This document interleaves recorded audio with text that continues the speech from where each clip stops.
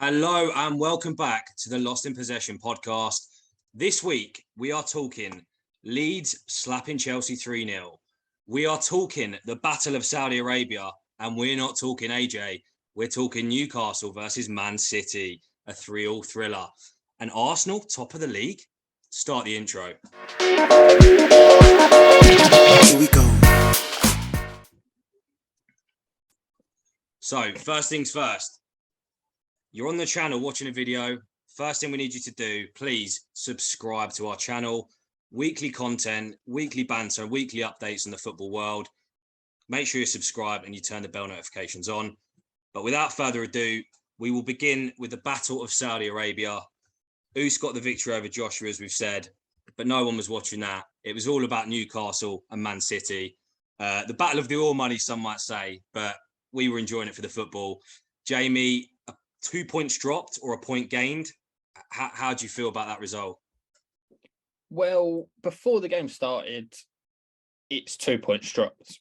But when you're 3-1 down, Newcastle playing probably one of the best they have been, at least this season, if not probably last season as well, it's a point gained. Because when you're 3-1 down, looking at 20 minutes to go, you're praying for a draw, really, and we've done that. Newcastle, to be fair to them, were superb. Going down 1-0 very early on, a lot of teams would just roll over. And to be honest, we still did have them chances to go 2-0 up very early on before they got their goal. And I think De Bruyne had a chance where I think I was with you in the pub, Jordan. You said it's a bit too tight of an angle. I expect De Bruyne to probably score them.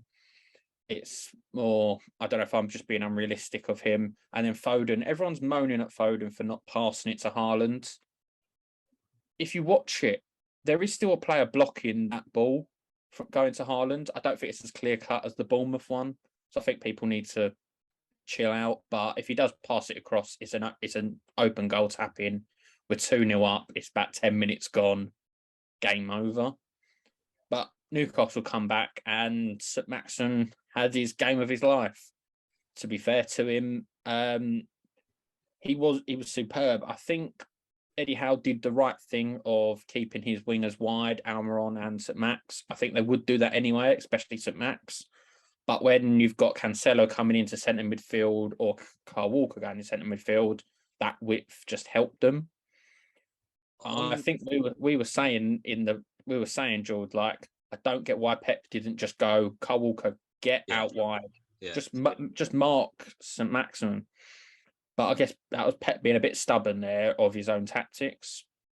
I think Kyle Walker's not as suited to that role as Cancelo is the only issue. But it's not something clear I'm going, drop Kyle Walker. It's more, I think in that game at halftime, you just went, right, stop. Kyle Walker, get on St. Maximin. You've got the pace. You'll be able to keep up with him at least better than letting him be on his own. And that would be kind of what I would say in that regard. Yeah, I think that I was going to touch on that Kyle Walker, so I'm glad you brought it up. I said to you at the time, he got beat by St. Maximin, was out of position. And then on every single time they seemingly attacked, he just kept going CDM. Like, you're a right wing, you're right back, right wing back, whatever you want to call it. Maybe I get what Pep's trying to do, but Cancelo's more suited to come in the middle, like that kind of Zinchenko, what he was doing. I just didn't get it. And it's like when you get beat twice, 3 times, surely, even if Pep says no, surely Kyle Walker's then got to go, all right, maybe I should mark St. Max. Like, it was so obvious for everyone watching. And I think you can't go against what Pep's saying. If Pep's telling you to do something, you can't be the person to break out of that structure, because what Pep says goes. That's the way it should be played. Otherwise, he will take you off. Obviously, we do now have a left back, so he actually could have made that change. So yeah, I disagree going against the sort of structure that Pep makes. You have to sort of do as the coach says. I believe in that. However, yes, I think Pep should have changed it himself, put it on St. Max, because to be fair to him, he had a game of his life, but he was given a bit too much freedom for my liking. Yeah. If he was man marked, I think he would have had less of an impact. But we've seen and said it so many times. The quality he's got, on his day, he really is, next level. Yeah, Reece, what was your take on the City game first and foremost? Yeah, I mean, I think because it's early on in the season, I don't think City are too bothered that it was 2 points drop. I do think it's definitely a point gain. I think if this was towards the tail end of the season, I think this would be a nightmare fixture for City.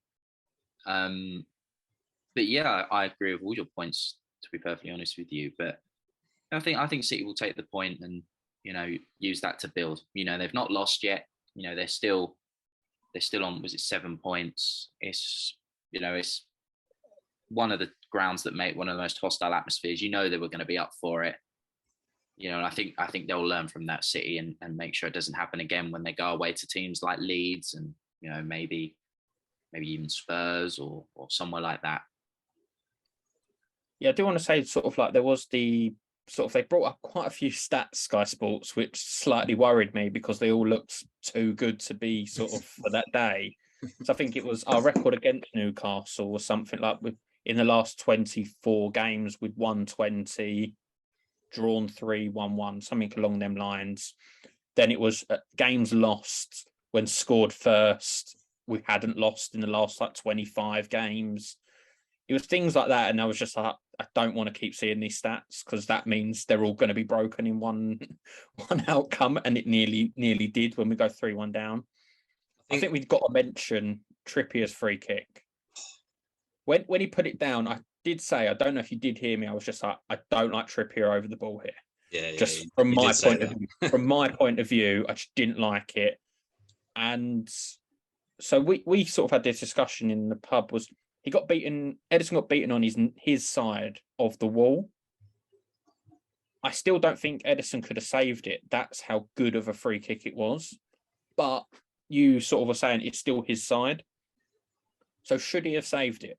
Is what I'm going to ask both of you. For me, as I said to you at the time, you'd say on every free kick from any position, any angle, a keeper should absolutely never be beat at the post he is when he's a metre away from the post.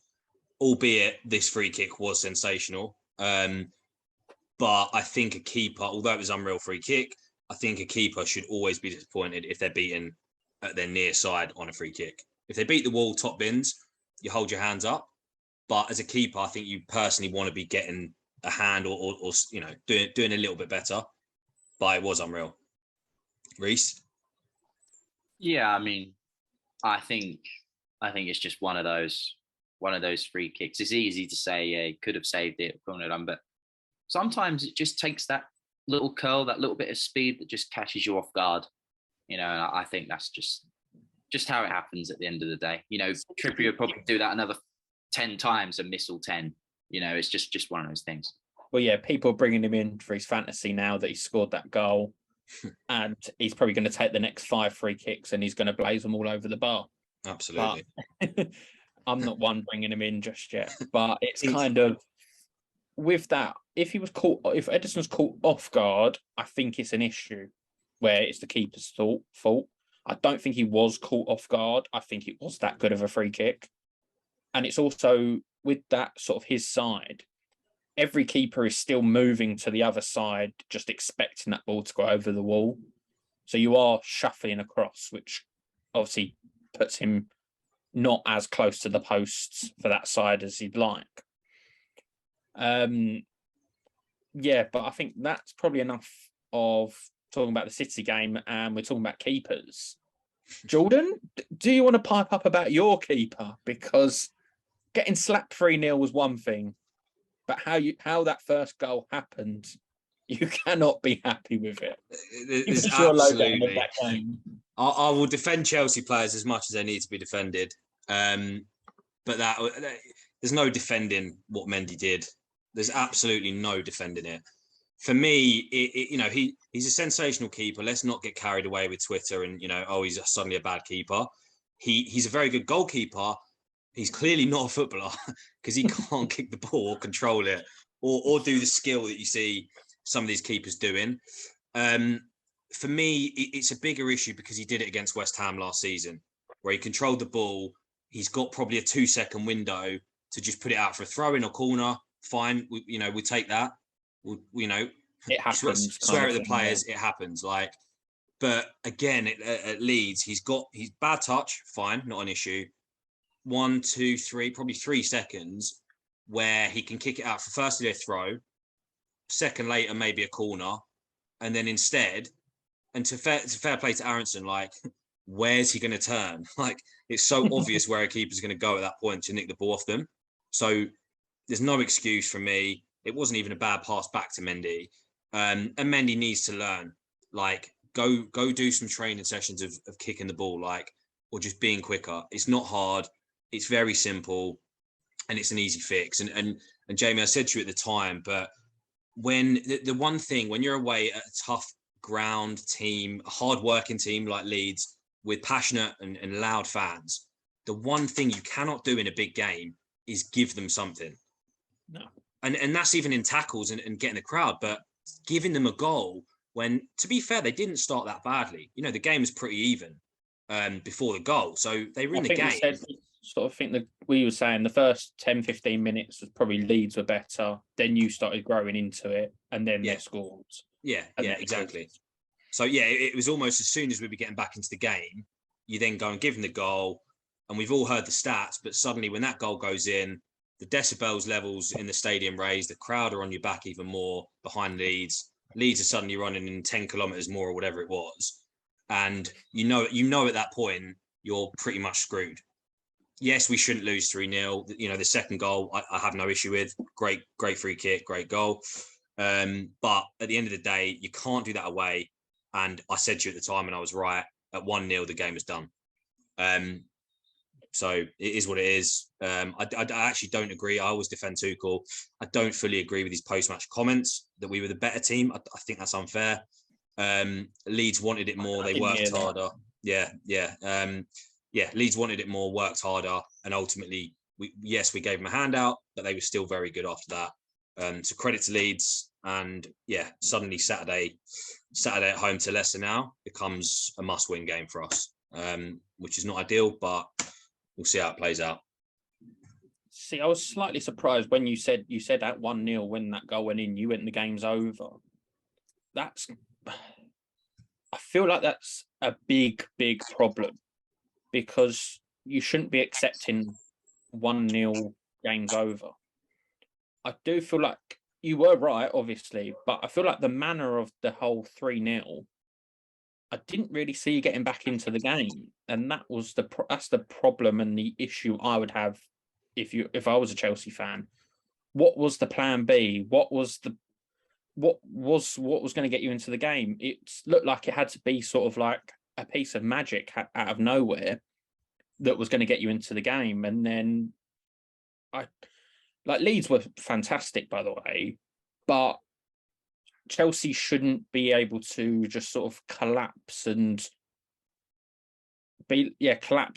they go down to one stupid goal. It's not as if Leeds played them off the park for 1, 2, 3, and then you're like, what has gone on? It was mistake. Okay, it's happened. Be annoyed. Carry on. But you never recovered. I don't really think you did much after. I think you looked more like scoring before that. For the first sort of like 30 minutes, well, I'd say the 15 to 30 minute mark, you look more scoring in them 15 minutes than the rest of the game. I don't really remember the keeper making a great save. No, and you're right. It is an issue that I don't feel at 1-0 down we can come back. And I don't, the only reason I say that is because we're away from home at a tough away ground, by the way. Like, if you do that at home to go 1-0 down, I don't think it's an issue, and I believe we can come back. But in that scenario, and when you combine that with, I think we then conceded from the free kick during that kind of 5-minute rattled period. And sometimes games are defined in those moments where you concede a goal, you're a little bit rattled for 5 minutes where the crowd are behind them. If you can see that out, if you can sit that out and survive, you'll get back in the game.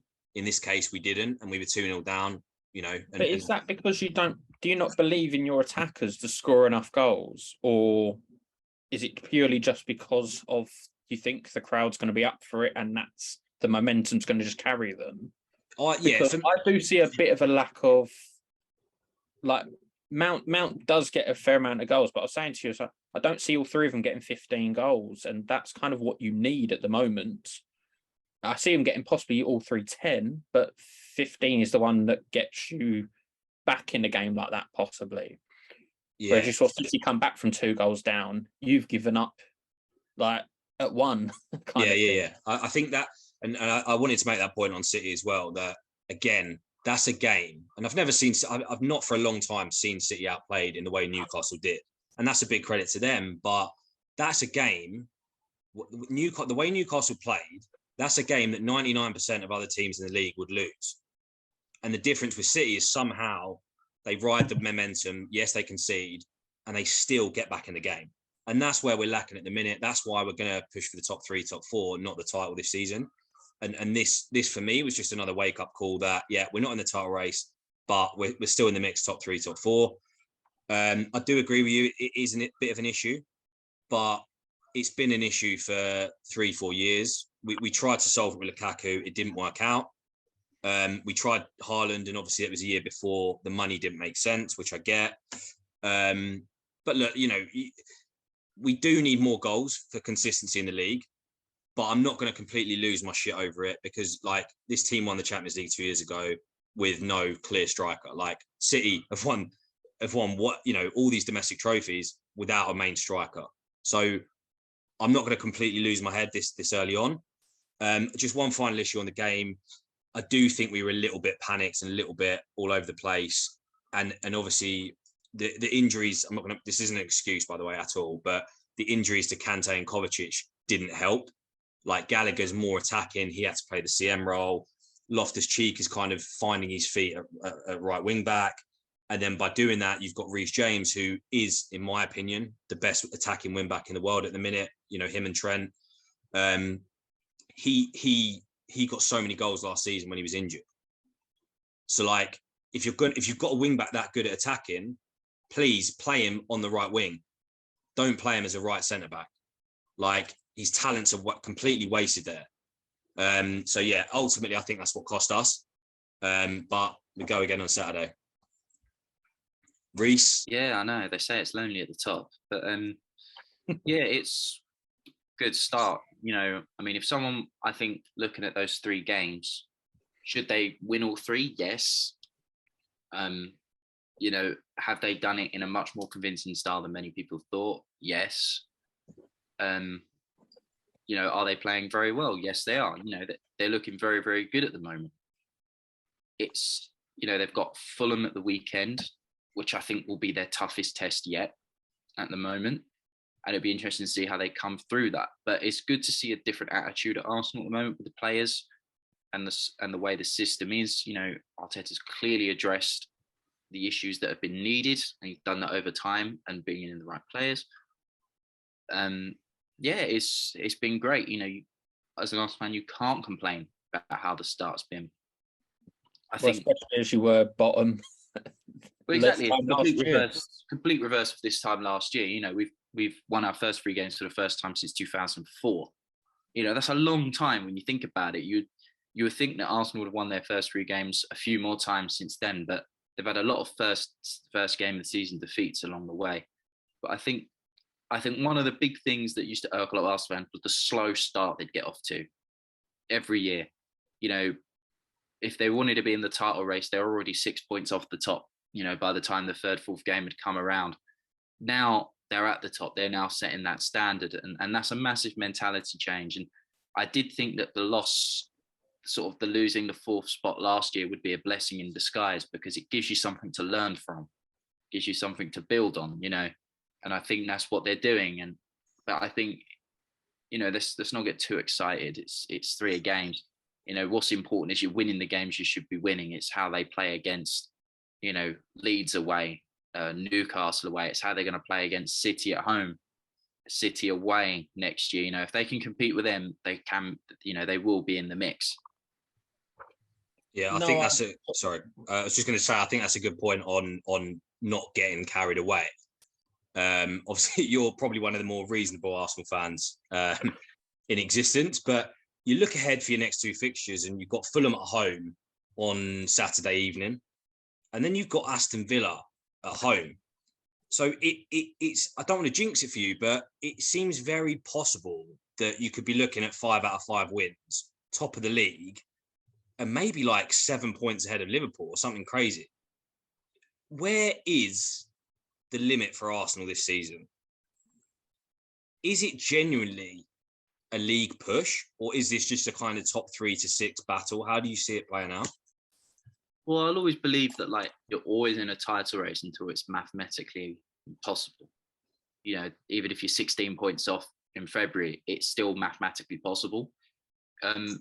But it's just keeping grounded. It's too easy to be so demanding and, you know, go, well, you know, we're doing better than fourth now. We have to be in the, you know, because if we lose a couple of games now, we then slip to fourth, and then people are going to be like, this is a joke, it's outrageous. You know, they're going to start moaning. It's like, well, you wanted fourth originally, so, you know, come on, you know, you got to realize where this team is. And I still think it's not a failure if they finish sixth, because of the quality in the league at this time. But I think if they're going to push for the top 4, you know, they've got to really go for it and got to make sure they do get it.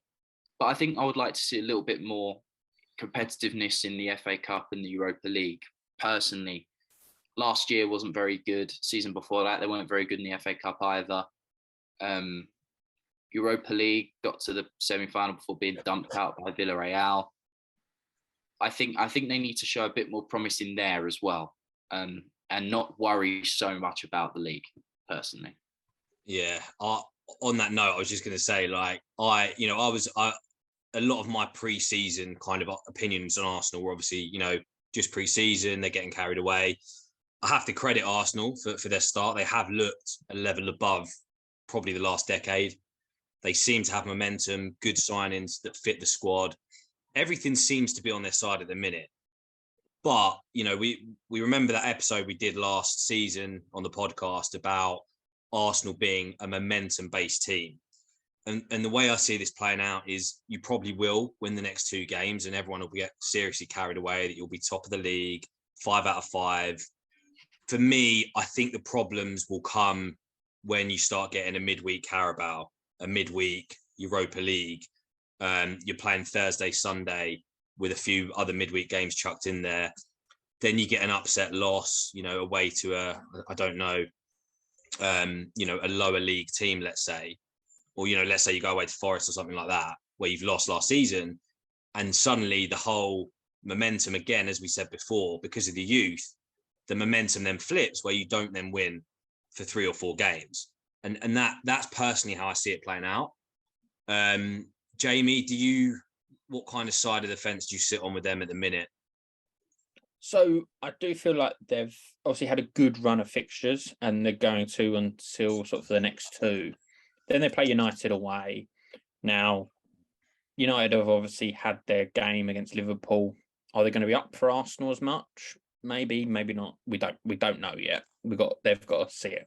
But I do feel like the squad could be the problem for Arsenal with, you know, Europa League coming up and, as you say, Carabao Cup.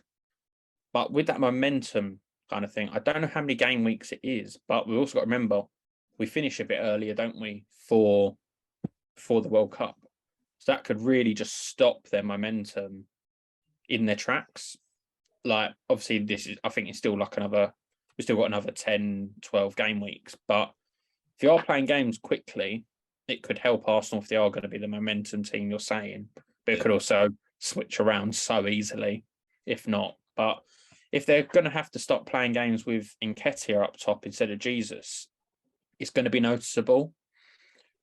It just is compared to them. Obviously, in the midfield, I think they're probably 1 or 2 short to have like a proper, serious title challenge. I still feel like the sides of City, Liverpool, despite Liverpool's bad start, I still feel like them 2 are better than Arsenal. Chelsea, from what I've seen of this season, they've played terribly and won, played brilliant and drew, and then played terribly and lost. I don't know what's going to come out of Chelsea. That might be their problem. They're a bit unpredictable. Spurs grinding out results, but still not playing that well. So I think and then United, obviously, absolutely dreadful, then played well against Liverpool. I feel like they've got to see this as an opportunity, but they need to continue the form. So I feel like if they get the 5 out of 5 and then don't lose at United, they go into a very difficult October, but at least they've got points on the board. That October, just quickly to reel off those. So 1st of October, Arsenal, Tottenham. 9th of October, Arsenal, Liverpool. 16th, Leeds away. Arsenal, Man City, Southampton away. So that already, looking ahead, you need to get as many points on the board as you can, as much form before October, because that, based on kind of what I just said, I think could be where you start to see that kind of old school, the Arsenal cycle will begin again, in my opinion. And that's before you've added in any cup games. I don't know when Europa League starts, but I feel like it could be within that. So you could have a midweek game in between one of them. So yeah, it could I be, think you're right. You play Liverpool, then you've got Leeds away, but you've also got someone in Europa in between. And it's sort of them games will then start stacking up. And that's where an injury here or there may just disrupt Arsenal. But like Reece said, you can't complain at the moment because they've looked fantastic. Like, obviously, you do a nice trip up to sunny Bournemouth, or down to sunny Bournemouth, sorry. You're going to be, on the drinks all day. So the Arsenal fans are in full voice. But are they going to be like that? Yeah. Heard that for a good 10 minutes straight. The tequila song for Saliba. And then he scored an absolute banger and all, by the way. I actually got so excited then because I thought it was Gabriel. So he's in my fantasy team. So I was like, he scored a quality goal. I'm going to get bonus points, goal, clean sheet. And then I saw it Saliba and I was just like, great. But that was a terrific goal. I think they are gelling at the moment, but teams aren't going to win every game. City, Liverpool don't do it. Arsenal certainly won't do it. It's just how they react after it and whether these midweek games are going to be disruptive for them. Because Reece wanted sort of you to do well in the Cups, but is that going to stop you in the league? Would you rather just go, all right, Europa, your league, like your group stage should be all right. You can rest players and you should still go through.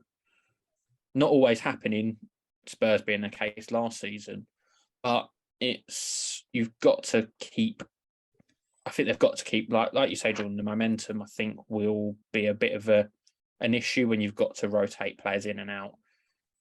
And can Arsenal actually bounce back when they go behind in some games? So I think, Reece, you mentioned it last season, they're very poor when they go down, 1-0 down. That's something we've not seen this season, obviously, because they've had a very good start. But let's say they go 1-0 down to Fulham, are they going to react? Yeah, it's a good point. I think that's going to be the big thing. Like if they had to go 1-0 down to Fulham and not get a result out of that, even a point, I think you'd have to say, well, what have they been working on then? That these are the big things that they should have been working on, because they were already beating the Leicesters last year, and if you go and fall into that, it's going to fall into that same danger. Just going back to your point about the whole focus on the cup things. The only reason I emphasize that sometimes is because the reason it got so toxic a few years ago is because it was only ever focusing on a 4th place finish. It was like the cups were just an inconvenience. And that's what caused the toxic atmosphere in the first place. So you can't just keep going back to that, Otherwise you could be in danger of repeating that cycle. But yeah, I think you get a result against Fulham, if they keep maximum points after Saturday, and even if City were to lose a couple of points again, it already starts forming quite a big gap. They want to keep that momentum going, as you both said, and make sure that even when it comes to the October fixtures, even if they've got a 5-point cushion, that's a good cushion to have. Yeah, agreed. And just, I guess, finally to wrap us up, the big game of the week just gone was obviously Man United versus Liverpool. I said on the podcast last week, this was probably one of the biggest games for Man United in terms of a chance to change the narrative in probably 5 or 10 years. Maybe it wasn't Ten Hag. Maybe they were listening to the podcast, because they turned up like it was the biggest game in 5 years. Run more, press more, and genuinely a phenomenal result for them. And it looks like my prediction, looking at social media, was kind of right. Suddenly the narratives are Ten Hag's great, they're believing again, and now it's all about Klopp's excuses and Liverpool. So where obviously they've got Southampton away at the weekend, another tough game. How do you guys see United's season progressing from this point onwards? These games don't matter where you can get up for Liverpool at home. They should be up for Liverpool at home. It's one of the biggest games of the season. It's whether they can continue it. If they don't continue it, it's an absolute pointless. It's paving like absolutely nothing over the crack, really, that's going on. I still think there's problems at United. It's not changed. People are going to just get excited over it, over one game, but that's the way people are. In terms of Liverpool, I think they're very happy. I think they should be happy they've got Bournemouth at home on the weekend, because another tough game, it could really start to hurt their season. But I still feel like they're going to bounce back. They've got a few injuries, but they need to be performing better. But yeah, both need to react still. Yeah, I agree with that. I think Liverpool game comes to nothing if they don't get a result on Saturday or Sunday, whenever they're playing. I believe they're playing Southampton. Yep, Southampton away. Early So, kickoff. If Southampton have turned it around on Saturday, if they don't, a point would be okay for United, because it keeps that momentum. They've not lost. But if they lose, what was that effort into Liverpool for? And then that way you're going out to 3 losses, 1 win. That's not good enough. So keep up the momentum. Don't be disappointed if it's a draw, because Southampton have done quite well lately. But just, that's what they need to make sure. Jamie's absolutely right. It means nothing if they don't build on that momentum. Well, there you go. That wraps us up nicely. As always, hit that subscribe button. Turn the bell notifications on for regular football content. Will Arsenal win the league? Will Man United truly kickstart the Ten Hag revolution? As always, like, comment and subscribe. You know the drill. Here we go.